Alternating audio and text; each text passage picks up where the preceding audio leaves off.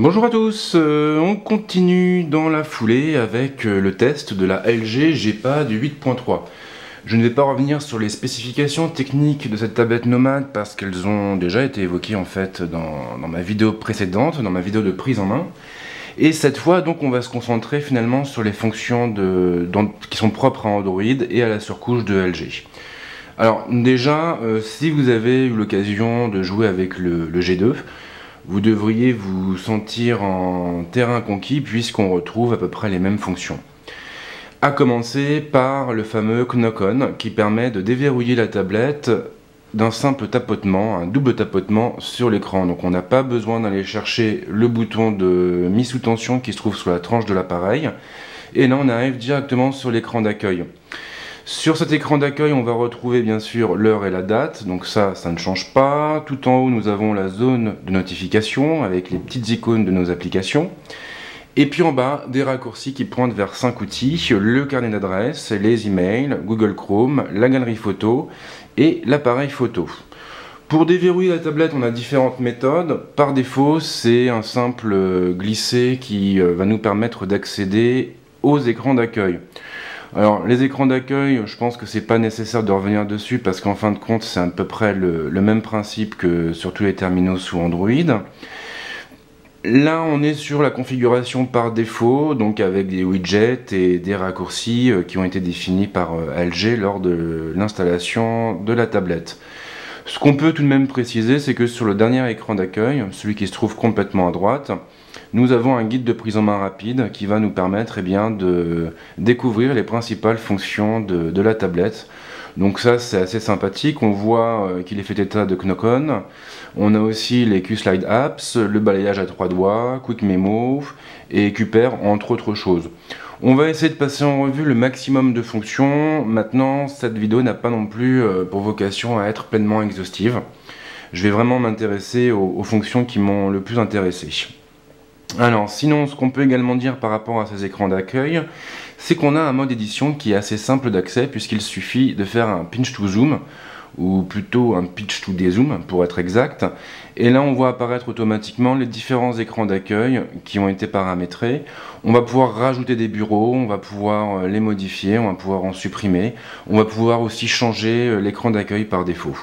Donc ça c'est des fonctions qui sont, je dirais, assez usuelles. Maintenant c'est vrai que sur la surcouche LG on a quand même une interface qui est assez minimaliste et plutôt dépouillée. Ça change un petit peu de ce que proposent certains concurrents. Comme sur tous les terminaux sous Android, nous avons évidemment un centre de notification qui fait pas mal de choses. Alors tout là-haut, on aura un accès direct à certains raccourcis qui vont nous permettre d'activer ou de désactiver par exemple le Wi-Fi ou le Bluetooth. Ces raccourcis sont complètement paramétrables, on pourra modifier leur ordre, on pourra en rajouter d'autres. Là-dessus on a vraiment l'embarras du choix. On a un balayage latéral qui nous permet d'afficher tout plein d'icônes quand on fait glisser le doigt sur l'écran. Ensuite, on a les Q-Slide Apps. Alors, les Q-Slide Apps, concrètement, ça signifie quoi? Ça veut dire qu'on va pouvoir ouvrir des applications dans des petites fenêtres volantes. Donc, si par exemple, je prends Internet, je tape sur l'icône. Et là, j'ai l'assistant qui démarre et qui m'explique le fonctionnement en fait de la fenêtre. Je tape sur OK et j'arrive donc sur mon navigateur qui se trouve juste ici et je vais pouvoir le déplacer sur mon écran pour le mettre par exemple dans le coin en bas à gauche. Si je le désire, je vais pouvoir également réduire son opacité, donc rendre la fenêtre transparente, l'augmenter évidemment si besoin est, et puis je vais pouvoir basculer l'application en plein écran. Donc là ensuite évidemment, on a la même chose pour l'agenda. On a la même chose aussi pour, par exemple, les emails.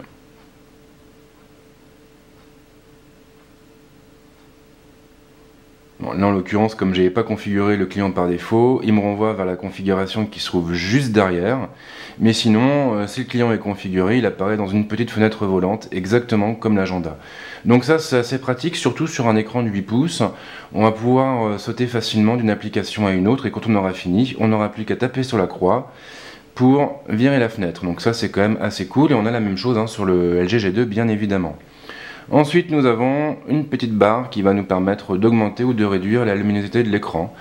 Si besoin, on pourra partir sur une luminosité qui sera calculée automatiquement en fonction de la lumière ambiante en cochant la case auto. Ensuite, on a la même chose pour le son avec une petite molette ici qui va nous permettre d'ouvrir une fenêtre donnant accès à certains paramètres. Donc on a le son, la luminosité, si je ne me trompe pas.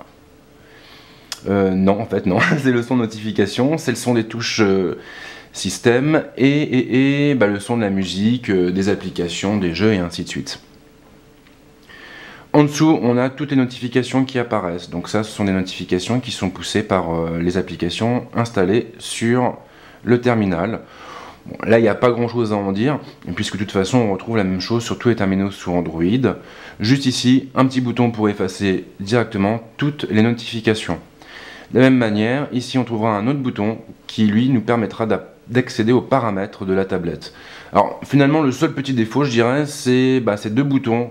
Les deux roues crantées, on a un petit peu l'impression qu'elles font la même chose, mais en dehors de ce pictogramme qui est un peu trop répétitif, pour le reste, le son de notification est assez cohérent et assez facile d'accès.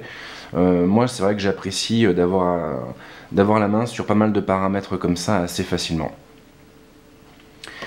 Ensuite, que peut-on dire? Alors évidemment, on a aussi la liste des applications qui se trouve juste ici. Donc on va pouvoir naviguer d'un écran à un autre en faisant un balayage. On pourra aller chercher les widgets avec cet onglet-là. On pourra lancer la recherche avec ce bouton.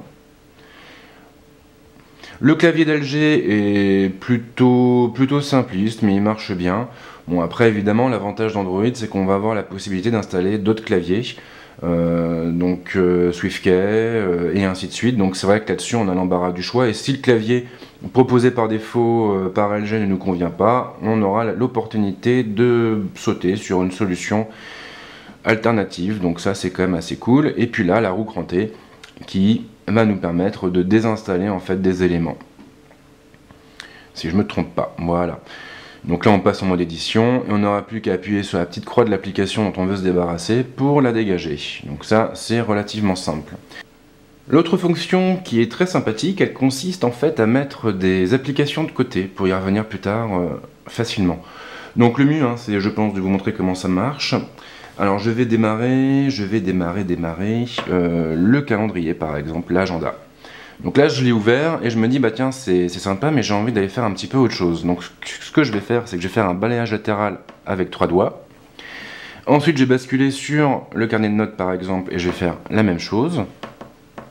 Et ensuite pour accéder aux applications qui sont mises de côté, je vais simplement faire un balayage latéral dans l'autre sens. Là en éventail je vais avoir mes deux fenêtres qui apparaissent ici. Donc j'ai bien mon agenda et j'ai bien mes carnets de notes. A partir de là, pour sauter d'une application à une autre, je vais pouvoir taper sur la fenêtre et elle va automatiquement s'ouvrir. Donc là, même chose, je la mets de côté. Je retourne après sur l'affichage des applications et je vais pouvoir fermer les applications dont je n'ai plus besoin en tapant sur la petite croix qui se trouve en haut à droite. Alors le seul petit défaut, on va dire, de cette fonction, c'est qu'elle se limite à 3 applications. Voilà, on ne peut pas aller au-delà de 3 applications. Maintenant, c'est vrai que quand on switch rapidement et régulièrement entre plusieurs applications, comme Chrome ou autre, ça peut être assez intéressant. Après, c'est vrai que la manip, elle est plus évidente sur le LG G2 que sur la G-Pad 8.3. Ça, c'est une question de gabarit. On a ici une tablette qui est un petit peu plus massive que le smartphone d'LG. On a également, alors le QPR, je ne l'ai pas mis en place, mais j'ai eu l'occasion de le tester. Alors ça, on s'en moque. En gros, qu'est-ce que c'est? Eh bien, c'est tout simplement un outil qui va nous permettre de connecter en fait la tablette à un terminal. Il faudra pour ce faire télécharger une application spécifique sur le Play Store qui s'appelle QPR. Je l'avais fait sur le G2 et c'est vrai que c'est assez sympa parce qu'en fait ça va déporter les notifications du smartphone sur la tablette. Comme on le voit ici, on a plusieurs types de notifications qui vont être prises en compte. On a les notifications d'appel. Un correspondant nous passe un coup de fil, pouf, automatiquement, sur la tablette, on va voir apparaître un petit message au milieu qui va nous dire qu'un tel cherche à nous joindre. Et là, on pourra décrocher le téléphone ou lui raccrocher au nez si besoin est. On aura aussi les notifications de messages, les notifications en lien avec les réseaux sociaux, le transfert de quick memo, ça c'est aussi assez sympa. En gros, on est sur le G2, on crée un mémo rapide, et automatiquement, paf, il va partir vers la tablette et vice versa. Donc on va retrouver finalement nos notes facilement d'un terminal à un autre. Alors après, c'est vrai que si on passe par des solutions dédiées comme Evernote, on n'a pas forcément besoin de ce transfert, mais c'est quand même bien de le proposer nativement. On va également avoir le partage de connexion qui va être facilité grâce à cette option-là. Alors c'est vrai que sur Android, le partage de connexion n'est pas spécialement compliqué à mettre en place. Maintenant, avec Kuper, on va vraiment avoir l'opportunité de le faire de façon plus simple. Donc ça peut être intéressant, notamment pour les mobinotes les plus néophytes. Et puis on a aussi la pastille de la dernière application utilisée. En gros, on va avoir la dernière application d'utiliser sur le smartphone, par exemple. Et sur la tablette, on va avoir une pastille qui va la mettre en valeur. Donc ça, c'est assez cool. On a également toujours VoiceMath. Malheureusement, il ne comprend pas le français. Donc il comprend essentiellement l'anglais, je crois, et le coréen, si je ne me trompe pas. Bon, maintenant, c'est un assistant vocal typique qui marche assez bien. Bon, c'est vrai que le fait de ne pas avoir de version française, c'est un petit peu handicapant. Après, on a Memo aussi, évidemment. Donc Memo, ça va nous permettre de prendre des notes assez facilement. On tape sur le plus là-haut, on est sur un carnet de notes, on n'a plus qu'à t'appuyer. Pour saisir notre note, on va pouvoir également joindre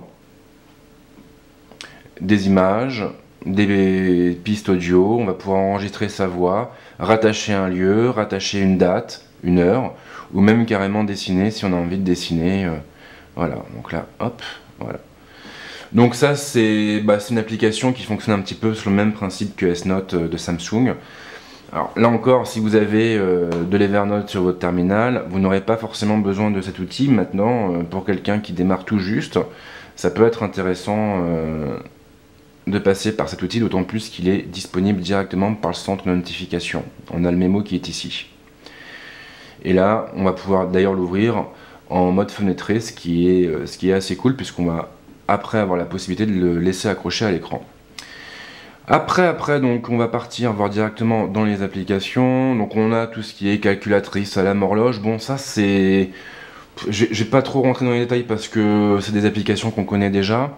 On a un éditeur de vidéo. Donc, ça, on va pouvoir faire un petit peu de montage. L'interface, elle est assez cool.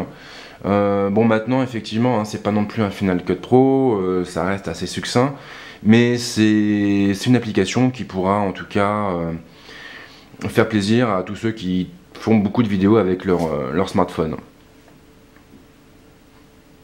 Hop, je vais le remettre en mode portrait, voilà, je repars dans le drawer. Et là, et bien, bon, on a toutes les applications de Google, Gmail, Google+, Hangouts. On a LG Backup qui est aussi assez sympa puisqu'on va pouvoir sauvegarder notre terminal facilement, l'envoyer après vers le cloud. On va pouvoir créer des sauvegardes planifiées aussi. Donc c'est un outil complémentaire à ce que propose Google. Ça peut aussi, là encore, intéresser un certain public. Et puis, c'est à peu près tout. Je pense qu'on n'a pas besoin non plus de passer en revue toutes les applications qui sont installées dessus. On peut en revanche s'intéresser aux paramètres. Alors, évidemment, c'est pas celui-là. Voilà, on va partir là. Donc, au niveau des paramètres, on a une présentation sur 2 colonnes qui est assez claire. On a les options Wi-Fi, on va avoir toutes les options qui sont en lien avec le Bluetooth. Donc là, je ferme le tuto, sinon il va nous galérer. J'ai ici un module qui va me permettre de connaître l'utilisation de mes données. Je vais pouvoir aussi accéder à des options liées au son, à l'écran. Alors au niveau des options de l'écran, on va pouvoir notamment modifier l'écran de verrouillage. Et là, on aura le choix entre le glisser que je vous ai montré, la reconnaissance faciale, le schéma, le code PIN ou le mot de passe. Là, on est sur des options qui sont propres à Android et qui sont assez facilement compréhensibles. On pourra aussi gérer la minuterie de verrouillage. Donc là, par exemple, je vais le basculer à 30 minutes, comme ça on sera tranquille. Des options en lien avec le stockage. Donc là, je vois en gros ce qui se passe sur la mémoire interne de la tablette. Donc là, je vois qu'il me reste 10 Go de dispo. Bon, je vais pouvoir aussi, si besoin, monter la carte SD ou la formater. J'ai ici un menu dédié à la batterie. Alors l'autonomie, puisqu'on est sur le menu batterie, elle est vraiment très correcte, hein, j'ai été assez étonné. En gros, pour une utilisation quand même intensive, avec de la vidéo et pas mal de bazar derrière, on va tenir facilement 2 jours. Moi j'ai eu un petit souci par contre, je sais pas ce qui s'est passé en fait, mais je l'ai testé de manière intensive durant le premier jour. Après je l'ai mise en veille le soir, et là tout d'un coup, le lendemain, la batterie était à plat. Mais bon, j'ai peut-être bidouillé un truc, j'avais installé des applications en plus, et peut-être que ces dernières ont eu un impact sur l'autonomie de la tablette. Mais sinon non, c'est quand même très correct, et au pire on pourra toujours basculer en mode économie d'énergie quand le niveau de la batterie atteindra les 30%. Pour les applications, voilà, vous connaissez déjà, on a la liste de toutes les applications qui sont installées sur la tablette. On peut aussi voir les applications qui sont en cours d'exécution. On a là un menu dédié au balayage à 3 doigts. Donc c'est ce que je vous ai montré tout à l'heure. Quand on souhaite mettre des applications de côté, on va pouvoir l'activer ou le désactiver pour éviter les fausses manipulations. Donc ça c'est assez sympa. On a une rubrique dédiée aux différents comptes de l'utilisateur. On a aussi une rubrique liée à l'utilisateur. Alors ça c'est assez sympa, on va pouvoir définir différents profils. Si je décide de créer un nouvel utilisateur, il va avoir des droits limités. Donc là je vais tout configurer comme ça, je vais vous montrer un petit peu comment ça se passe. Voilà, donc là j'ai basculé en fait sur le profil du nouvel utilisateur qui apparaît ici en bas. Et après si je veux repartir sur mon profil, je tape sur ma trombine ici, et là automatiquement je retrouve mon profil. Donc ça c'est assez sympa. Si je sors de là et que je verrouille la tablette et que je la débloque, voilà, je vais pouvoir ici aller chercher mon nouvel utilisateur. Et là je change d'environnement, donc ça peut être sympa quand on partage sa tablette avec sa copine, son copain, ses enfants. Au moins chacun a son univers, et ça c'est quand même une bonne chose. La présentation en plus est assez intuitive, et on s'habitue assez rapidement à ce fameux switch. On repart sur les paramètres.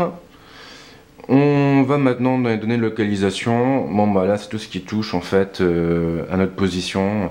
On va pouvoir autoriser la tablette, enfin plutôt on va pouvoir autoriser les applications à accéder à la position de la tablette.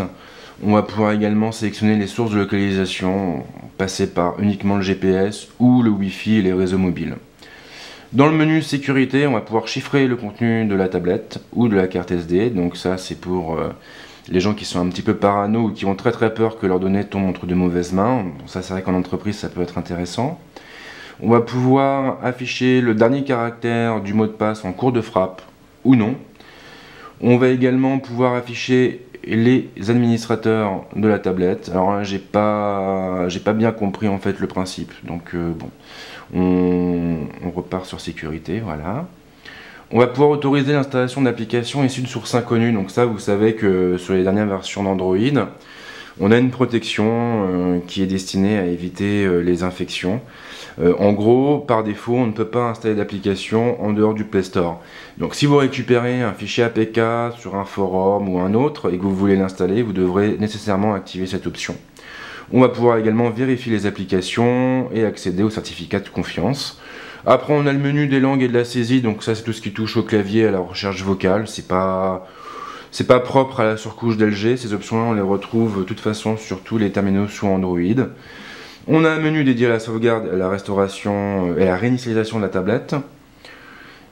On a évidemment tout ce qui touche à date et l'heure, à l'accessibilité, avec l'inversion des couleurs si on le désire. Donc ça peut être pratique pour des gens qui ont des problèmes de vue. On a un menu pour la connexion PC, donc on va pouvoir monter la tablette comme une clé en fait, ou comme un disque dur externe, ce qui sera assez pratique pour transférer des données depuis notre ordinateur. On a toujours un menu qui est dédié aux accessoires. Alors c'est vrai que on a la Quick Cover qu'on retrouve sur le G2, qui est également disponible sur la G-Pad. Et c'est ici aussi qu'on va trouver tout ce qui touche au stockage de masse USB, aux écouteurs et à la station d'accueil. Donc en gros, si je prends le Quick Cover par exemple, eh bien, je vais pouvoir comprendre un petit peu à quoi correspond ce menu. Et je vais avoir la possibilité en fait d'activer le déverrouillage automatique quand on ouvre la cover. Et puis on a un menu dédié à la tablette, avec toutes les infos qui vont bien sur son hardware, sur la version d'Android qui est installée, et ainsi de suite. Alors j'en ai pas parlé, mais on va aussi pouvoir personnaliser en fait les boutons tactiles qui sont en bas. On va pouvoir modifier leur ordre. Donc ça c'est assez cool pour des gens qui sont par exemple gauchers, hein, parce que tout le monde n'est pas droitier. Ils vont pouvoir comme ça facilement intervertir l'emplacement des boutons. Donc voilà pour cette présentation succincte. Le bilan, le verdict, il est très positif mais ça ne me surprend pas. LG avait quitté un petit peu le secteur des tablettes pendant un temps. Il est revenu en force avec une tablette Nomad qui se retrouve finalement face au ténor du genre et notamment à Nexus 7. Maintenant l'avantage sur le Nexus 7 c'est vrai que très clairement bon, bah, c'est son écran déjà qui est quand même plus spacieux et puis évidemment son port pour carte micro SD qui va nous permettre d'augmenter de manière significative l'espace de stockage. Donc ça, c'est vrai que si notre tablette on a tendance à la blinder de films, de séries, de photos, ça peut être cool quand même d'avoir la possibilité d'y insérer une carte micro SD. Donc voilà, en tout cas c'est un bel objet.